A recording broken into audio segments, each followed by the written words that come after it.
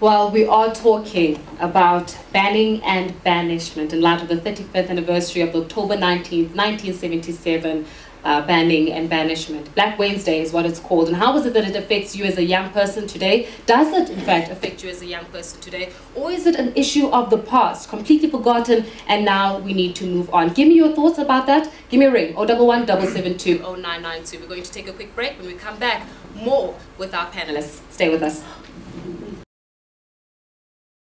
And welcome back.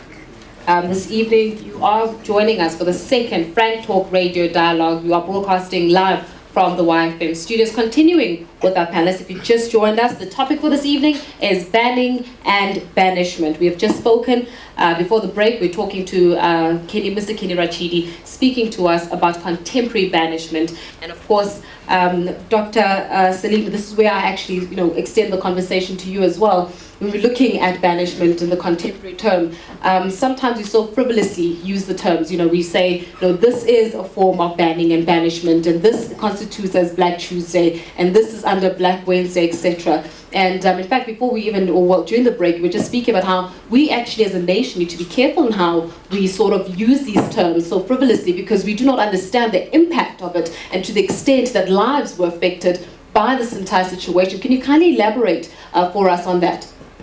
Yeah, I think we must be very careful in contemporary South Africa to use words loosely and lightly. Words like banning and banishment, because you may do a terrible injustice and violence to the history of struggle and suffering in this country. There are people in this audience, there are people listening at home who were banned. There are two people alive today out of the 160 who were banished. And therefore, while we must be vigilant about restrictions on our freedom of expression and the freedom of media and so on, we must perhaps use other words to describe those potential restrictions or concerns. When people were banned, as Mr. Rachidi has said, they were banned for periods of 5 years.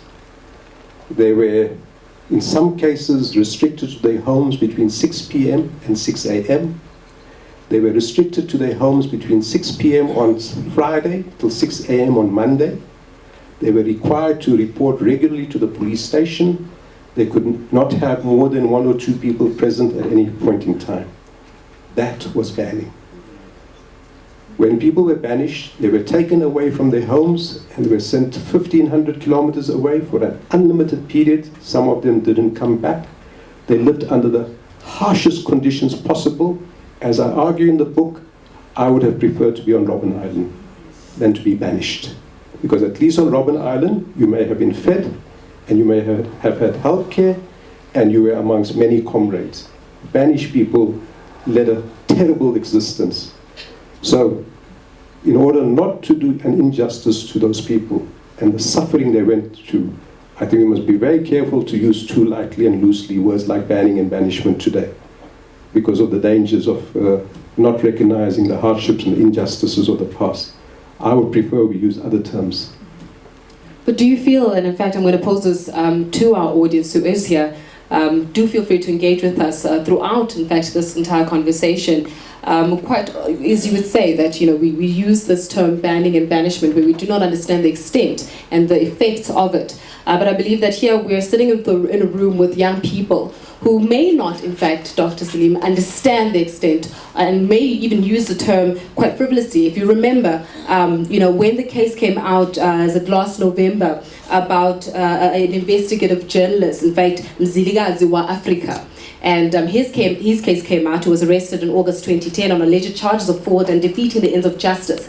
Everybody came out, and even media entities came out to say, listen, this is a form of Black Tuesday and you're infringing on our freedom of expression, etc. And young people jumped on that bandwagon without, as you would say, understanding the extent. But do you believe that young people have been educated enough to understand the difference between banning and banishment and something that which completely plays, or using a different term, maybe sort of undermining the freedom of expression of individuals, and one such being the investigative journalist Mzilikazi wa Africa? And I'm actually going to pose this one to you as well as an audience. Do you feel that as a young person that word, you've got a right to use it in society? Or do you feel that, what happened to Mzilikazi wa Afrika in August 2010 was just, it could be used as a different term. There's no contemporary banishment or banning, and therefore we just need to move on. So, if you have a question, we've got a roaming microphone, and we'll be sure to answer those questions. And if you are at home and you're listening to us on your radio, do feel free to give us a call on 011 772 0992. Ms. Sulu, let us look a little bit at the new development of new media in the ICT, in the form of ICT, such as the internet, smartphones, and other multimedia platforms, which have also become an important point in exploring when discussing this issue, this notion of freedom of expression. What impact has this had on the spreading of alternative views in society? Look, I think overall it's had a good impact. I think a few other people have gotten themselves into a lot of hot water trying to use the social media to express their views. It's when we cross the line and become very offensive, and we humiliate other people, and we actually infringe on their rights, that it becomes quite problematic. And at that point, we do actually need the very education that the other panelists have been talking about, so that we must be informed. But because these are such emotive issues, we really actually need to also take that into account, that there are people who are still actually working through the psychological effects, the emotional effects, and really, some of us, our children will be fourth generation. We tell them the same stories. To be banned and then for Gogo to be under house arrest for 10 years and then to be petrol bombed while in the house, not able to leave. You share those stories because you actually don't want them to be lost. So everybody does get affected. So if you abuse social media and one doesn't take the time to be thoughtful about it, thorough about it, before actually just writing something out, and of course we have to be a lot more sensitive towards each other, and that there is actually another person on the other end who's going to be receiving that message. Now, Mr. Rachida, when it comes to you, because looking at life, as when you've been banned, etc., and banishment, experiencing it in life there. But before we do that, we do have a question from our audience. Can you kindly state your name, your surname, as well as your question? Okay, my name is Nao Mubita. I don't actually have a question. I actually have a statement about the perceptions or the issues that youth have about banning and banishment. I think that in South Africa we have a tendency to downplay the fact that most things that come from apartheid have been watered down in a sense, and they've been disguised as different things. I'll give you an example of what I'm trying to say. As a young black person, a black man for an example, even though you don't have the threat of being banned and banished, you still have the threat of policemen who walk around in the streets and look at you as a suspect and put you in positions where if you have an opinion, you are in trouble. It doesn't only happen to young black men who are walking in the street, but young women, young black men who have opinions in other forums. If you have an opinion that's contrary to what someone in power has, then you fall into those fields where you might feel like you're being banned or banished. Although I'm not trying to downplay the experiences that people had who had those actual experiences. I just think that it's important for us to recognize that there's other ways in which you can feel like you're being ostracized by your society for having an opinion, or that you are being undermined for simply having a different way of thinking. Dr. Salim, when we're looking at, as our audience member was saying there, that even though we do not mean to downplay, but there are certain views that are expressed and that leave us feeling alienated from society. One case that I've just mentioned of Mzilikazi wa Afrika, who was arrested, and then there was this huge uproar when, there was alleging that it was politically motivated, because of what happened with former Police Commissioner Bheki Cele. Now, given that, with that feeling of alienation, because it happened to that journalist, he was alienated, he was taken for questioning, and various sort of information sources coming out to say this does not look so safe. It looks like it was politically motivated. What terms then can we use in this modern day? I mean, if we cannot use banning and banishment because we're simply not giving the actual experience its respect, what do we call that now? I think the young woman's giving us examples that we must take very seriously, as well as the Wa Afrika example. Absolutely, I think we must be very vigilant in our society around these kinds of things that may smack off, in some cases, the kinds of things that happened under apartheid.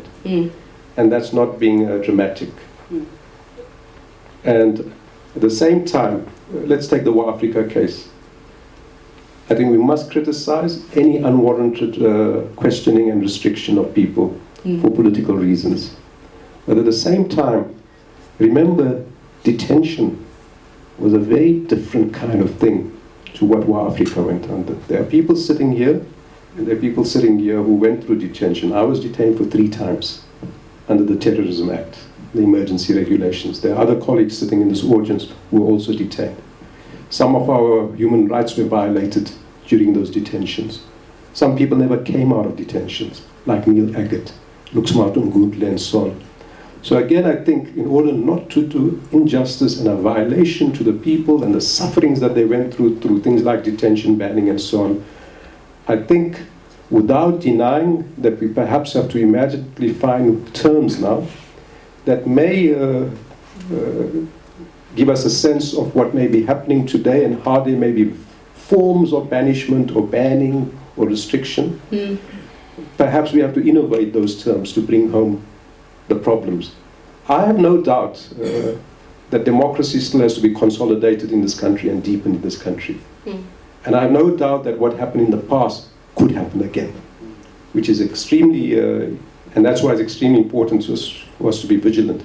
But I would just make the plea that I think we must come up with terms that are appropriate to capturing the realities that we experience today, and not quickly and in a knee-jerk way simply call them banning, banishment, and detention, and so on.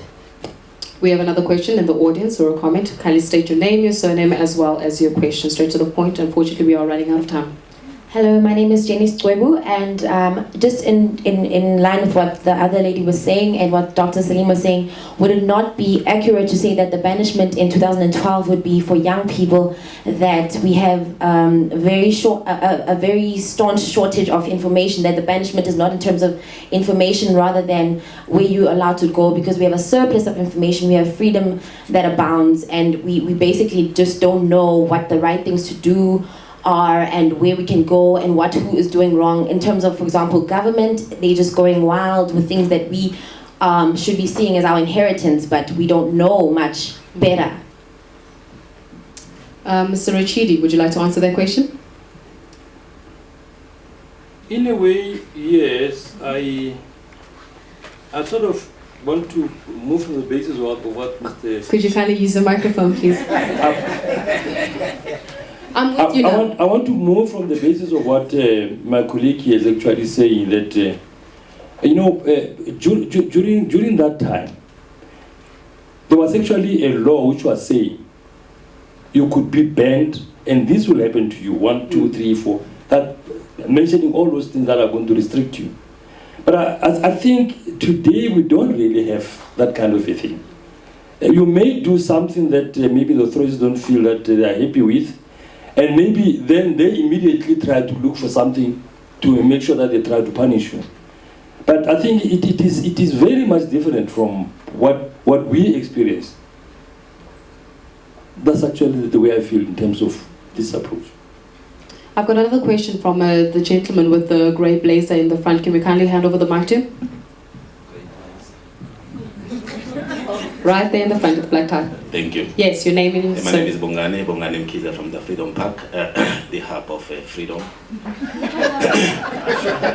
humanity, reconciliation, and social cohesion. I'm maybe to share this evening with my friend, Dr. Badat, because his epic, The Forgotten People, was historically launched at the Freedom Park just recently. I'm actually going to ask you to put your question on ice because we do have to go for a break, so you need to put more time to elaborate and to deliberate on your message. We're going to go for a quick break. When we come back, I'm going to come straight to you with your question and your comment. Stay with us. We're still talking about banning and banishment. We are here at the YFM studios talking during the course of the second Frank Talk radio dialogue. Stay with us. We'll be back shortly after this.